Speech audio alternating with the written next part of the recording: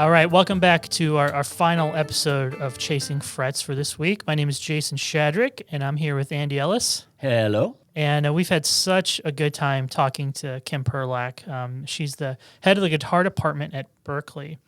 And as I reached out to her to talk about, I said, why don't we do an episode on one of your favorite guitar players? Because we've done this before with Joey, and we talked about Lowell George, and that was super fun. And with Lindsay L, we talked about Derek Trucks, and immediately she comes back, and it kind of like froze me in my tracks. She goes, "Yeah, let's talk about why you should be your own favorite guitar player." And I was driving when I was talking to her, and I was like, "Oh, I didn't quite pull over, right? I didn't quite pull over, but it definitely made me think. Like, of course, you should be your own favorite guitar player." It's a concept, and it's deep, but she makes it fascinating to consider. Yeah. Because that, to me, is what I think keeps us all, like you said, we're lifers. Mm-hmm. Whether this is our job or not, Andy, you and I are doing this, till they cart us off. Yeah. Basically, exactly. Yeah. And becoming your own favorite guitar player, I think, also helps you develop your own sound, develop your own identity. And when you talk about those guitar players that you can recognize from one note, like this is what we're talking about. Yeah. I'm sure B.B. King was B.B. King's favorite guitar player. Now whether they would admit it or not, that's a matter of ego and whatever. But having that mindset can be so helpful when you're developing your sound. Yeah. So if you want to hit us up, you can reach us at chasingfrets@premierguitar.com. But let's wrap up this week with Kim Perlak.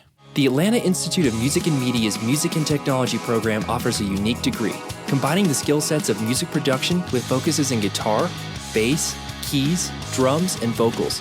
Find out more at aimm.edu. All right, Kim, so when we were talking ahead of time to kind of decide on what topics we wanted to land on, I threw out the idea of maybe doing one on one of your favorite guitar players. And I know we recently lost Julian Bream. We had Jason Vio write a really cool remembrance piece for us. But you came up with this angle that I have, since we've had that conversation, I have actually referenced in other episodes. And that is how you should be your favorite guitar player should be you.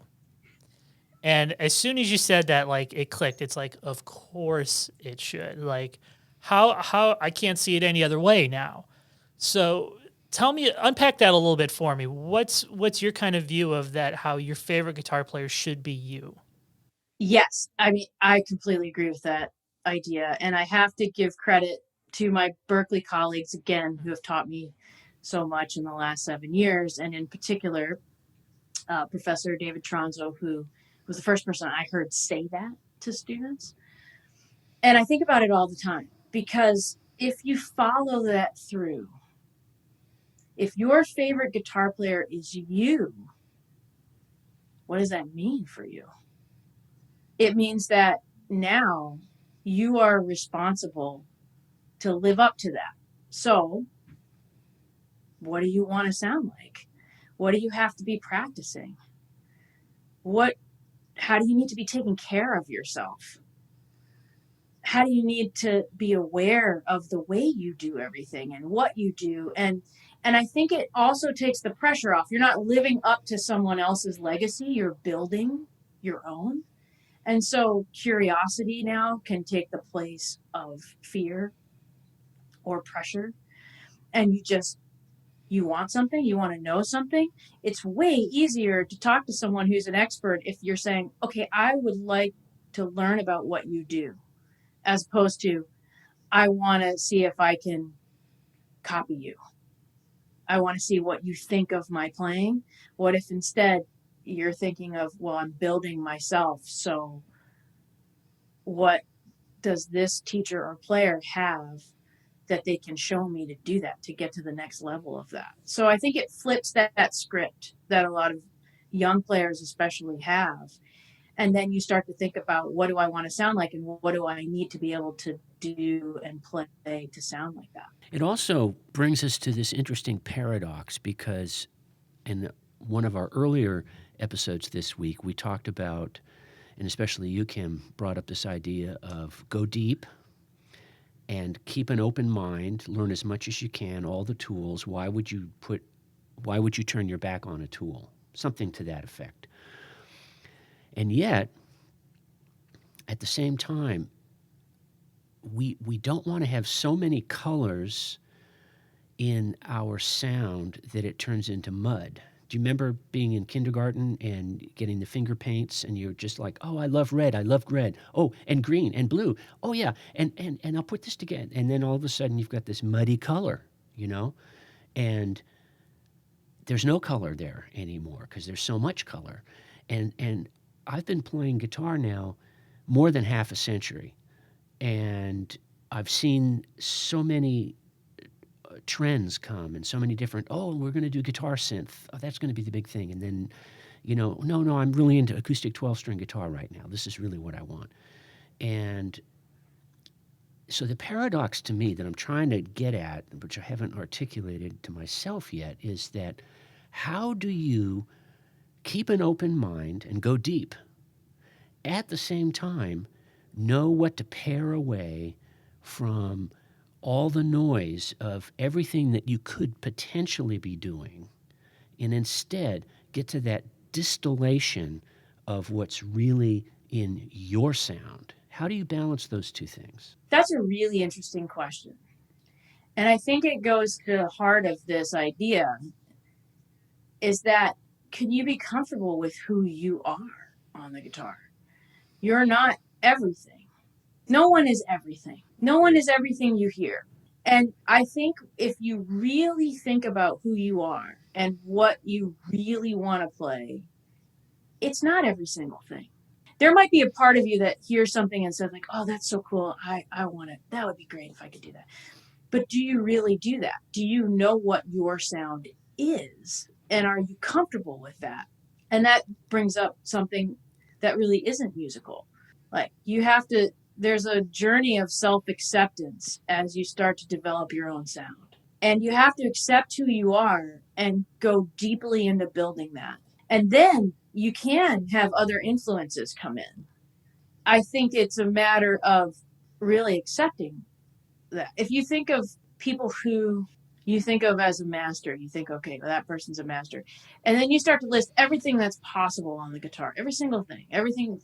And you say, like, is there the heart of who they are? Is that every single thing? Or is it something really deep and unique to them and valuable? And I think you'll see it's the second one, right?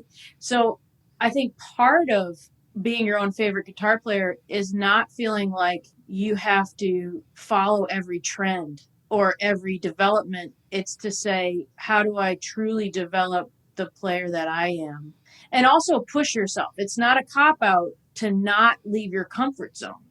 In fact, you're going to be pushed farther out of your comfort zone by doing this than you can imagine. And that's right. That's right. I think that's where it lies. That's where you could become an innovator and become your own player, is by knowing who you are and embracing that, and then really working hard and studying in that way, if that makes sense. Yeah, and when you were describing that, it made me also think that a digression of even several years can be very valuable if you take that digression and then discover, by going deep into it, then discover, well, okay, I explored it, but it's not really the essential me, the distillation. I mean, if we're going to play all our lives, we hope that we have many decades to do this. Let's not be afraid to pick up the banjo for a while to see what open G might be like on a different instrument. And I'm exaggerating a little bit about picking up the banjo. Right. Yeah. I think that's fair to say. I mean, I think at Berklee in the curriculum, you certainly can do that. You can go and take labs and ensembles in different styles and see what you think. When I came as assistant chair, I was the first non-jazz guitarist to hold that position. And so I was also younger than a lot of the faculty, and I was the first woman that was in that role. And I thought, I'm going to get to know people by taking lessons. I'm going to take my guitar around to different faculty and take some lessons. And I loved it. It was great. And at one point, Rick Peckham, who had been my predecessor in that role, he's an amazing jazz player. He saw me working on something really different for me. And he said, you can do that as much as you want, but you don't have to do it because we have someone for that. You can be you. You just go be you. Don't worry. You don't have to be anybody else. You can go as wide and as deep as you want because there is someone else who's doing that other thing. And then I thought, he said that meeting at Berklee, and I thought, well, that's true in life. Oh, yeah. That, who am I going to be? And then what am I going to take and learn from other people and learn from my tradition to be the player that I want to be. And I think that that's the healthiest way for everyone. And then when you do that, it does bring up things for you that, that everyone goes through. I am so fascinated when I hear established working professional guitar players talk about taking lessons. So tell me more about the lessons you took and what you learned from those. I'm so interested. Okay, well, in the very beginning, the person I took off with first for a short time was your old teacher, Andy Mick Goodrick. And Mick was fascinated with what I did because I, at the time, really was not an improviser. And he had studied a lot of classical guitar, too. So we also both were visual artists. And he had experimented with a pedagogy called drawing on the right side of the brain, where you draw representational objects upside down and then you play. So we had like a drone going in the room. We had guitars set up and we would draw and then we would improvise. And it was fun. We listened to records together and talked about them. And then one day coming out of that, I ran into David Tronzo, who was in the office next door. And he said, hey, would you ever do a lesson with me? And I was thinking, wow, I'm so glad he asked because I really would love a lesson with him. And those lessons ended up going on every week and they turned into a duo. And now we write curriculum together and we've been playing every week together and learning from each other for the last 6 years. And it was, those lessons are hard. Like I would leave those lessons sometimes and I would think like, okay, I don't know what I'm doing. Honestly, I got nothing. He would show me something and oh yeah, and then you take this and then you go like this and you do this other thing. And then I would just look at him like, am I on another planet? Like, and I would look at the guitar like he had betrayed me, and then I would go home and sometimes I would cry and then I would like, okay, I can do this. And I was showing him a lot of technical right hand stuff and we were writing music together and we really put each other through, like you want to be a serious student of what we're teaching. We really went to that place. And one of the things I guess I should have thought about that became incredibly clear to me was what an impact that had on our students. Because we started playing in the faculty concerts together and we were so different stylistically, when we first got up there. David introduced us one time in a concert and he said, well, we've been writing some music together for our duo. And there's a voice came out of the audience and said, really? and so, but they could tell that we weren't just putting our styles on top of each other. They could tell that we were really going deep and coming way out of our comfort zone to do this. And so they started doing it. And so I feel like when a student says to me that they feel vulnerable and they feel insecure and they feel like they don't know what they're doing, I'm not remembering how I felt 20 years ago. I felt that way yesterday. Like, I'm like, I was in my lesson on Thursday and I felt that same way. And I think in order for me, I think it's an essential part of being a musician is to keep learning. That's one kind of mantra Andy and I have been throwing around for like the last decade as we've been working at Premier Guitar is that we're getting the best education money cannot buy because it's our job to talk to guitar players and pull out these nuggets. But even the lessons I edit, like if there's ever a thing I want to learn about, whether it's hybrid picking or bebop or whatever, I track down a teacher who I know who can teach that, and I hire him to write a lesson. And in a way, that's like me editing that lesson. You know, nobody gets more out of those lessons than me and the author, or whoever edits that thing, because I'm so deep into it, and I can totally relate with you. You know, getting with Tronzo or anybody else, and like coming away like, oh my gosh, like it's so incredible to, even after all these years playing guitar, to still be inspired and want to keep pushing towards whatever we're pushing towards, you know. I agree. And I think that's just also the culture of our department at Berklee. Cheryl Bailey works with John Wheatley in that way. Rick Peckham studied with Guy Van Duzer. Really? Kurt Shoemate studied with Lyle Brewer. I love Lyle. Or, Lyle's no, great. I mean other way. Lyle studies with Kurt, and they play together. Lyle's a great player. Amazing. We've got Larry Bayonne is always working with Jim Kelly. Jim Kelly's working with Berta Rojas. You know, all of these, if you look up their styles, you're like, wow, those people are so different. And you have like young faculty working with older faculty, and people from different styles working together. And I think when students see that, it helps them feel like, okay, I could come out of my comfort zone if I want to. You know, I could try that. Like, look, my teacher's doing it, right?